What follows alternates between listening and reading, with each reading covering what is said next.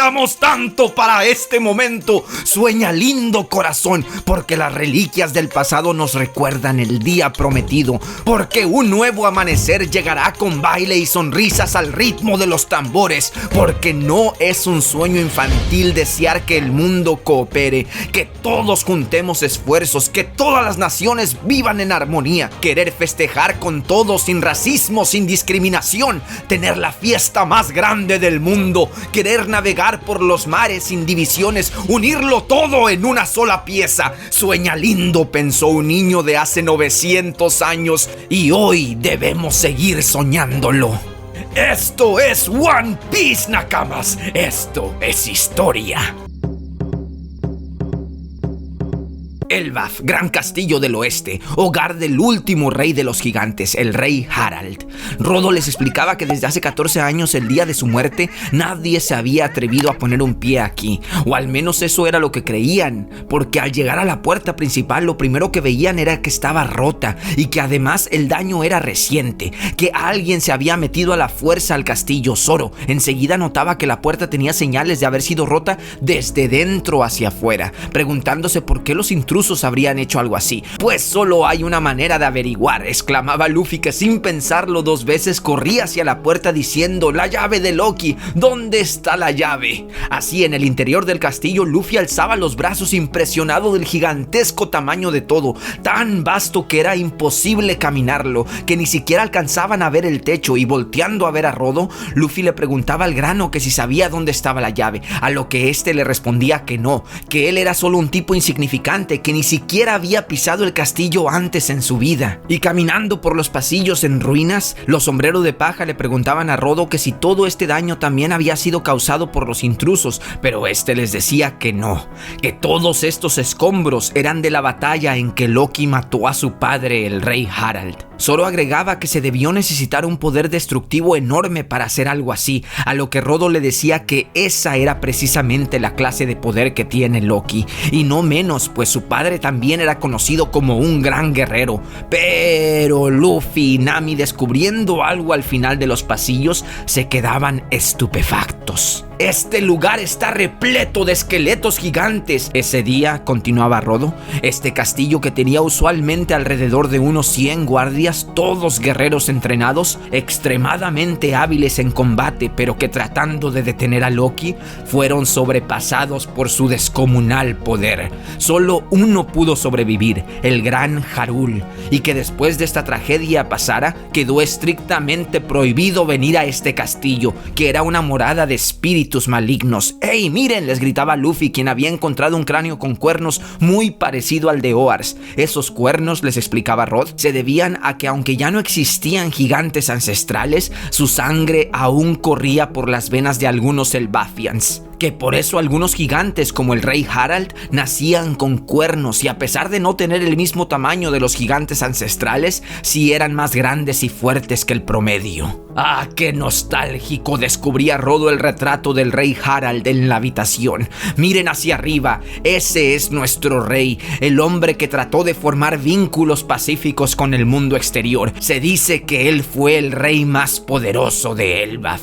Esas cicatrices que ven en su cabeza son las marcas en donde tenía sus cuernos antes de que él mismo se los arrancara.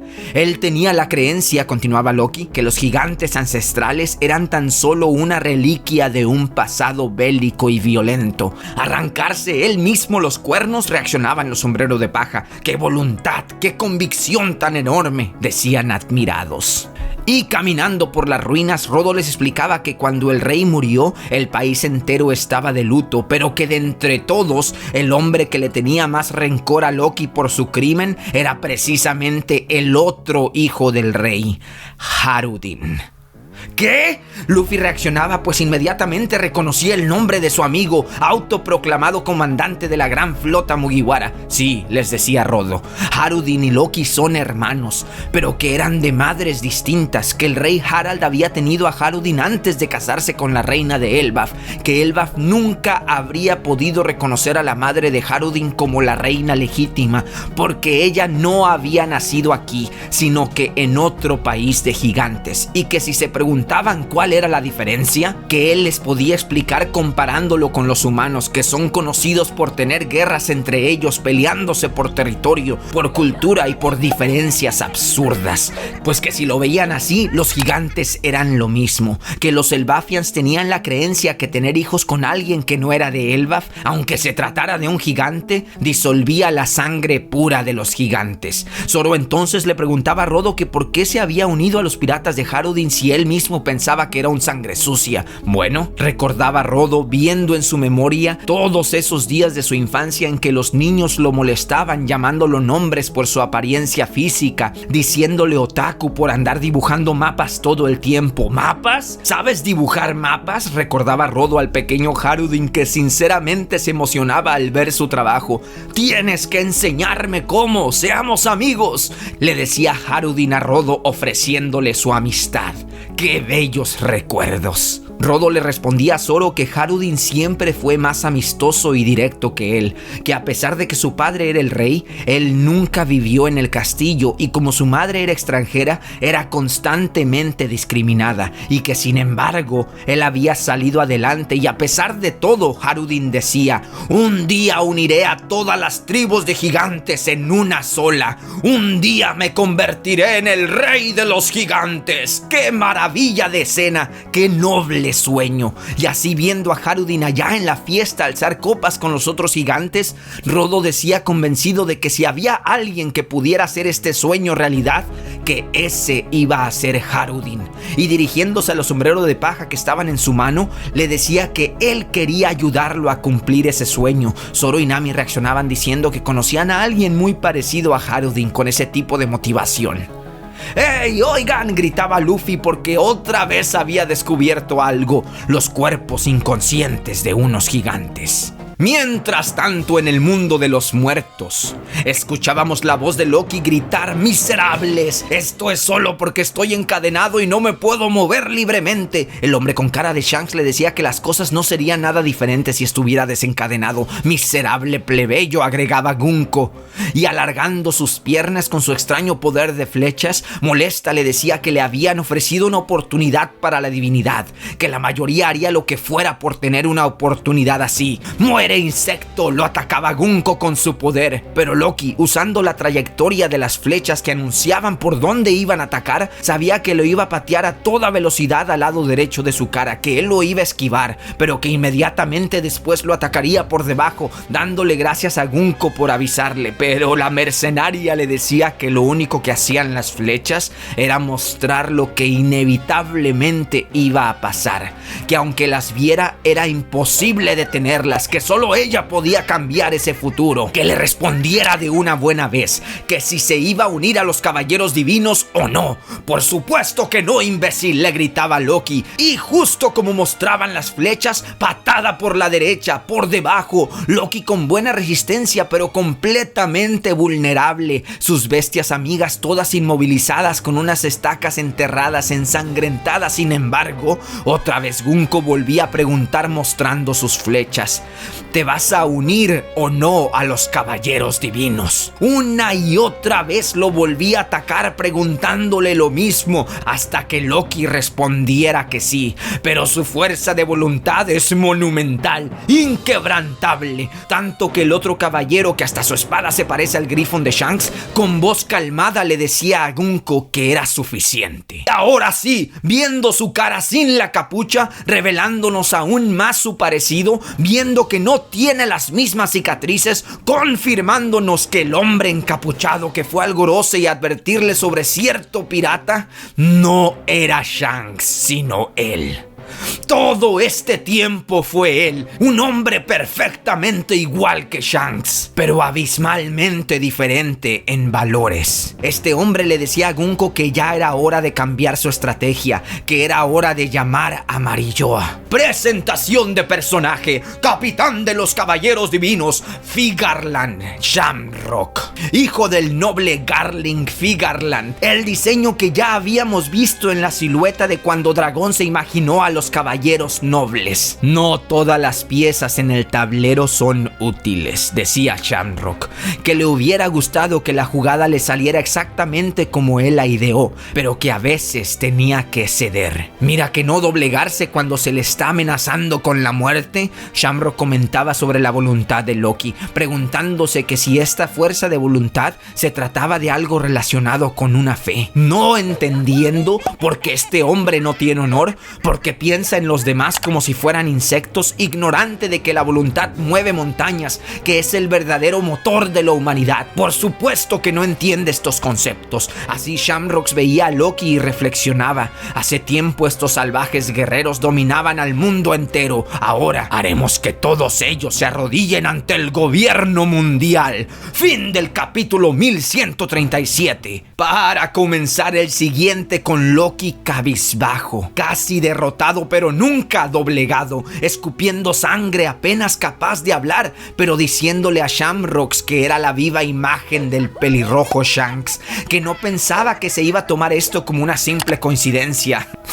Shamrock se volvía a poner la capucha y dándole la espalda a Loki, los dos caballeros divinos se alejaban, mientras que Gunko le decía que esto no era de su incumbencia, que este asunto del parecido no tenía nada que ver con él. Loki le contestaba que estaba en lo correcto, que no era asunto suyo, pero que un pirata y un dragón celestial teniendo la misma cara, siendo totalmente polos opuestos, que a cualquiera lo consumiría la curiosidad de saber. El pirata al que te estás refiriendo, hablaba Shamrock sin tapujos, como si no le interesara esconder la verdad, cínico, que este pirata era su gemelo menor, su hermano que tomó otro camino y que en algún punto sí regresó a la tierra sagrada, pero que al parecer le había gustado mucho más el sucio mundo inferior.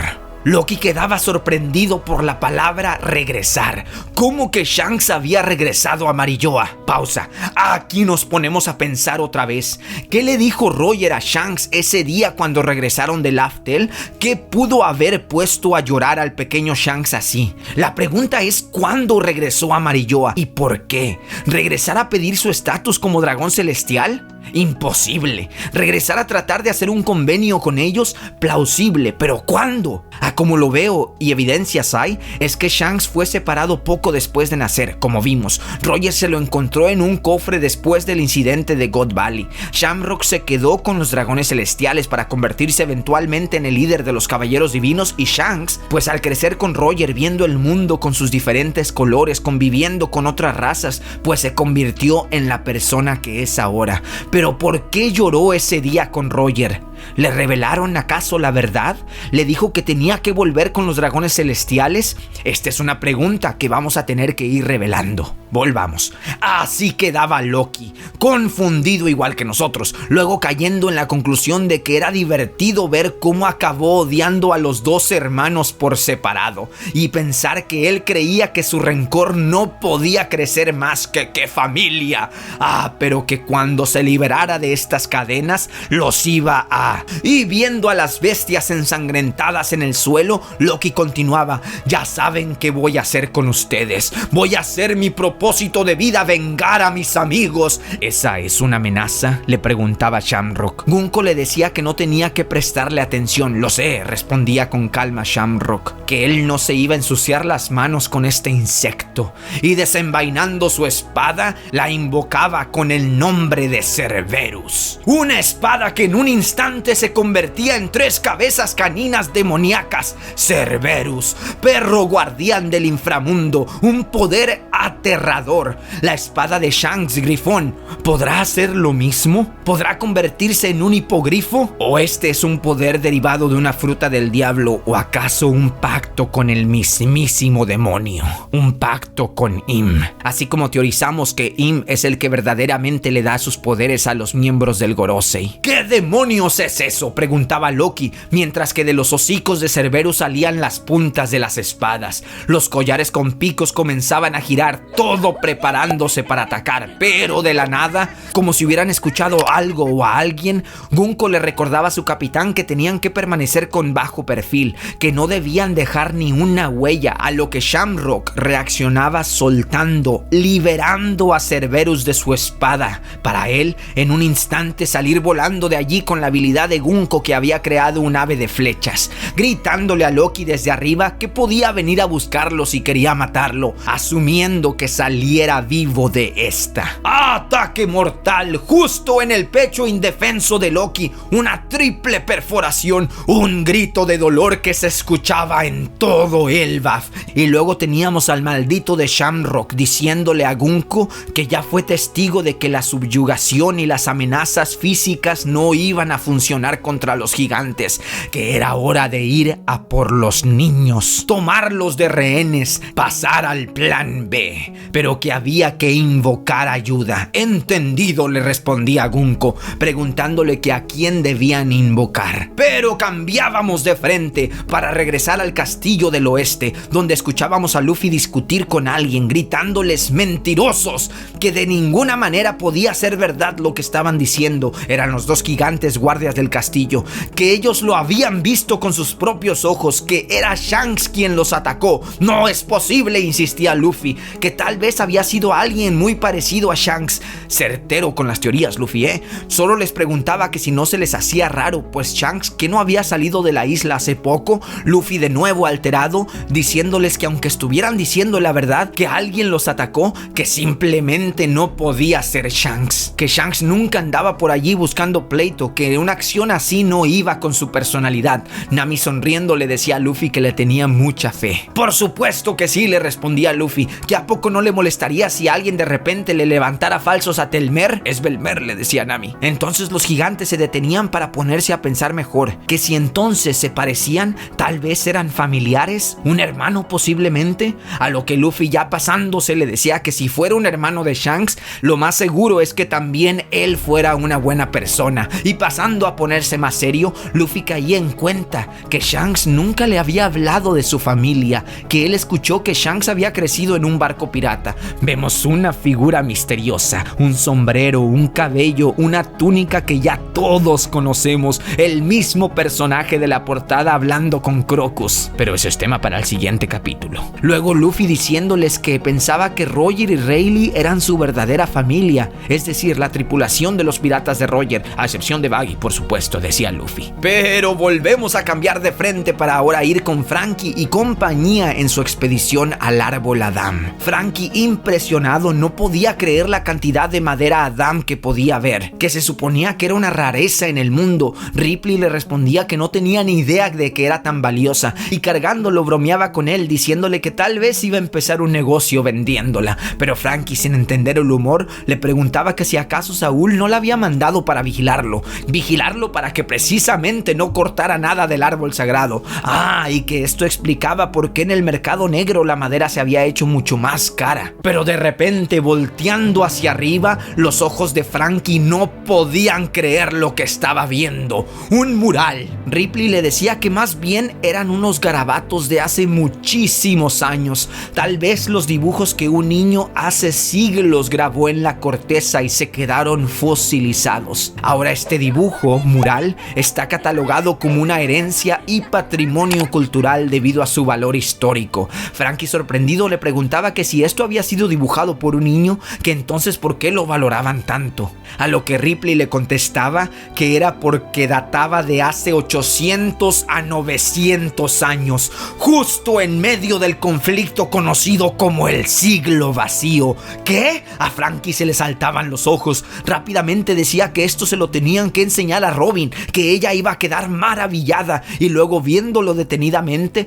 le preguntaba que si esos dibujos no tenían algo extraño, que no todas las figuras representadas allí parecían gigantes, que esos de allá parecían sirenas, robots, animales. Así es, respondía Ripley. Es verdad que ha habido épocas en que las razas del mundo han entrado en guerra, pero pelear todas juntas en alianza contra un enemigo común, que eso no tiene precedentes. Por lo que este dibujo, continuaba Ripley, posiblemente se tratara solo de eso. Un sueño, la imaginación de un niño que soñaba con esta unión. Mientras tanto, en la escuela morsa, los niños gigantes seguían tomando sus clases. En la biblioteca búho, Robin leía los textos Harley, un libro gigantesco con la portada de un sol que Saúl le enseñaba, explicándole que muchas de las historias y las leyendas de Elbaf se preservaban en este libro, pero que dado a lo antiguo del idioma en que estaba escrito, sus interpretaciones eran muy amplias. Robin se daba cuenta de que entonces esta era la razón por la que todos en Elbaf creían en un dios del sol distinto, uno de la destrucción, otro de la libertad y de las risas, que si de verdad podía empezar a leer estos textos, que si le daban permiso. Por supuesto, decía Saúl abriendo el libro, explicándole que la historia estaba dividida en 3 capítulos, que según el texto, el tercer mundo era la realidad actual, el presente y lo que va a pasar en el futuro, y que esto no era solo aquí en Elbaf, sino que en el mundo entero había referencias a este supuesto dios del sol Nika, y lo que todas tenían en común era que lo describían riendo, contagiando su risa mientras bailaba al ritmo de los tambores de la libertad. Dondo Toto, Saúl soltaba el libro emocionado para ponerse a bailar como Nika, y así, mientras Robin se preparaba para leerlo, nosotros regresábamos al árbol Adán para, a la par de la voz de Robin leyendo los textos Harley, ver el mural de Elbaf. Un panel histórico, simplemente impresionante, que no solo nos relata el pasado de este increíble mundo, las 2 eras que un día fueron, el mañana que será, sino que dibujo a dibujo nos revela los secretos más íntimos de One Piece. ¿Qué vamos a hacer con este monumental spoiler? ¿Qué vamos a hacer si este mural nos revela la historia completa de One Piece? ¿Qué va a pasar con nuestro no conocer la historia para vivir la aventura por nosotros mismos? Esto es aterrador. ¿Acaso Oda nos está diciendo cuál es el final de One Piece? ¿O hay mucho más que eso? Otra vez nos vuelve a surgir la pregunta que nos hicimos cuando conocimos el Gear Fifth. ¿Qué significa la vida de Luffy si está atado a un destino predeterminado? ¿Qué valor tiene la libertad y los sueños de Luffy si ya estaban escritos? Pues esto es material para otro video, uno en donde nos vamos a poner a analizar el detalle, el significado de este mural pieza por pieza, dibujo por dibujo, y el por qué Luffy va a cambiar este destino que está aquí escrito. ¿Por qué este mural no nos está revelando el final de One Piece? ¿Por qué Luffy lo va a cambiar todo? ¿Cómo le va a dar la vuelta para traernos un final que no es el pensado en el tercer mundo, que no es el preescrito, sino uno más conforme a este nuevo Nika, uno apegado a él, apegado a lo que ese día se nos revelará, el verdadero sueño de Luffy? Por ahora relajémonos y escuchemos los textos Harley. Primer mundo. Entre la tierra había llamas, los corazones de los hombres sucumbieron ante la codicia tocando el sol prohibido. Los esclavos rezaron y el dios del sol descendió. El dios de la tierra enfureció tanto que con su serpiente de fuego infernal hundió al mundo en muerte y oscuridad. Nunca más volvieron a encontrarse. Segundo mundo. Entre el vacío había aliento. El dios del bosque invocó a los demonios. El sol solo esparció las llamas de la guerra. Aquellos con la media luna tuvieron un sueño. Aquellos con la luna llena tuvieron un deseo. La humanidad mató al sol y se convirtieron en dioses, y el dios del mar enfureció. Nunca más volvieron a encontrarse. Tercer mundo. Entre el caos había vacío. Sin embargo, el tiempo no borró las reliquias que recuerdan el día prometido.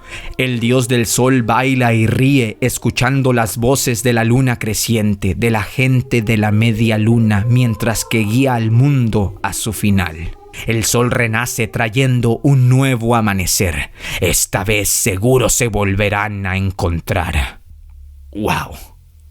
A ver, lo vamos a volver a leer pero detenidamente para analizar detalles que se me vienen a la cabeza así ahorita de bote pronto. Primer mundo. Entre la tierra había llamas. Quién sabe, a lo mejor guerras que no acababan, guerras que seguían y seguían, así como nuestro mundo de ahorita. También es lo que mencionaba Ripley refiriéndose al mural, que había registros de la gente del mundo peleando entre ellos, pero nunca juntos. Los corazones de los hombres sucumbieron ante la codicia tocando el sol prohibido. A ver, esta parte del sol prohibido y la codicia seguramente significa los avances tecnológicos. A haber tocado la flama madre, la tecnología de la flama madre sin entenderla, sin responsabilidad. Justo como también está pasando en nuestro mundo. ¿Cómo se le llama eso? La paradoja de Fermi, ¿verdad? La civilización que avanzando se condena a extinguirse a ella misma. Los esclavos rezaron y el dios del sol apareció.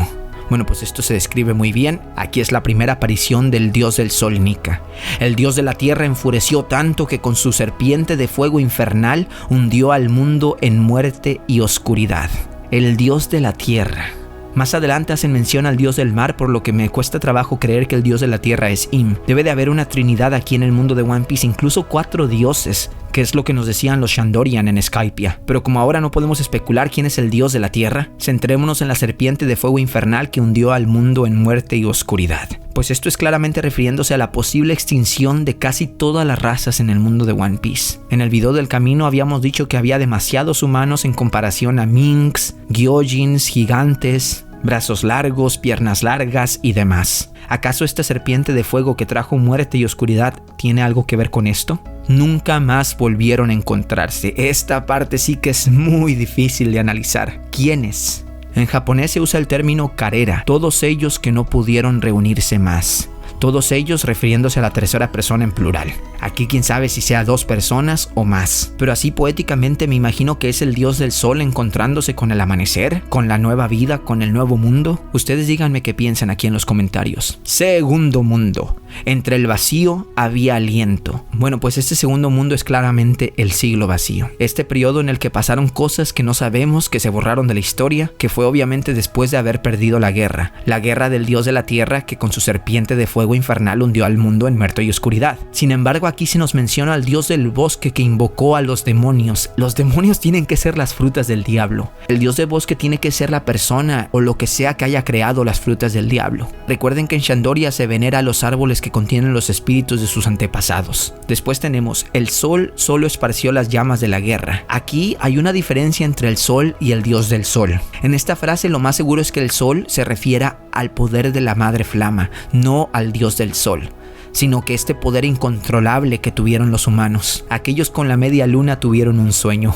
¡Ay, mamacita! Esta parte me dio escalofríos. Los de la media luna son los D, plano y claro. La media luna forma la letra D. Aquellos con la luna tuvieron un deseo. Y si los de la D son los de la media luna, los de la luna pues deben ser los Lunarian. La humanidad mató al sol y se convirtieron en dioses. Aquí está. Esto está relatando el cómo los humanos mataron a los Lunarian y se autoproclamaron los dioses del mundo. Los 17 reinos, no todos los humanos. Estamos hablando aquí de los dragones celestiales. Luego, sin embargo, aquí dice, el dios del mar enfureció.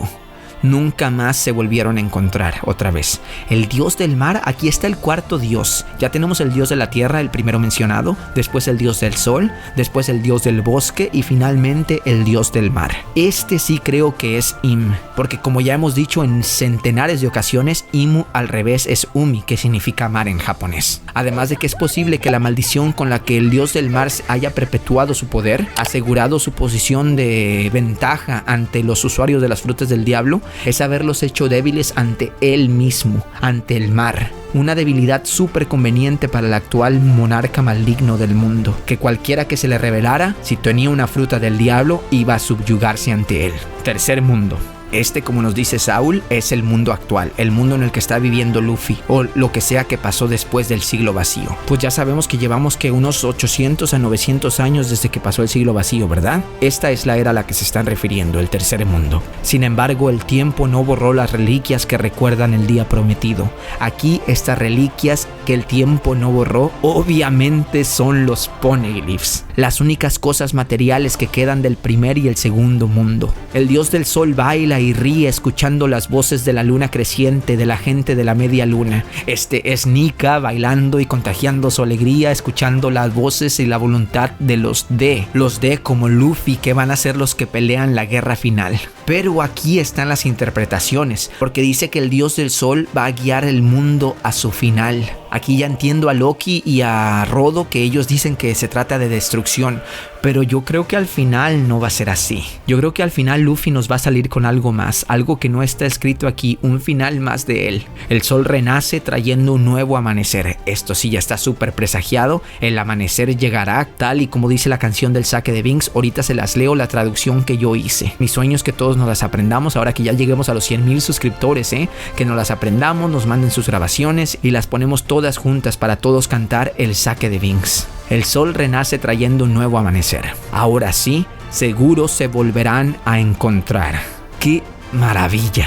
A ver, aquí se las pongo toda la letra, pero uno de los versos dice: a lo lejos puedo ver la tormenta llegará, al compás de los tambores baila todo el mar, si pierdes la calma aquí dejarás de respirar, pero si resistes el mañana llegará. Será hoy o mañana o en la noche gris, sombras que dicen adiós, no nos veremos ya más, justo lo que dicen los textos Harley. Sonríe pues la luna mañana saldrá, cantando con don las olas bailan su canción, nadie es tan especial, en huesos se convertirán, interminable siempre errante cuento de risas. ¡Yo! Ahora sí, fin de este. Los extrañaba, no fue lo mismo leer One Piece sin ustedes. Pongámonos al corriente, parte 3. Y como les digo, de este mural vamos a tener que hablar más a detalle. Todo con medida.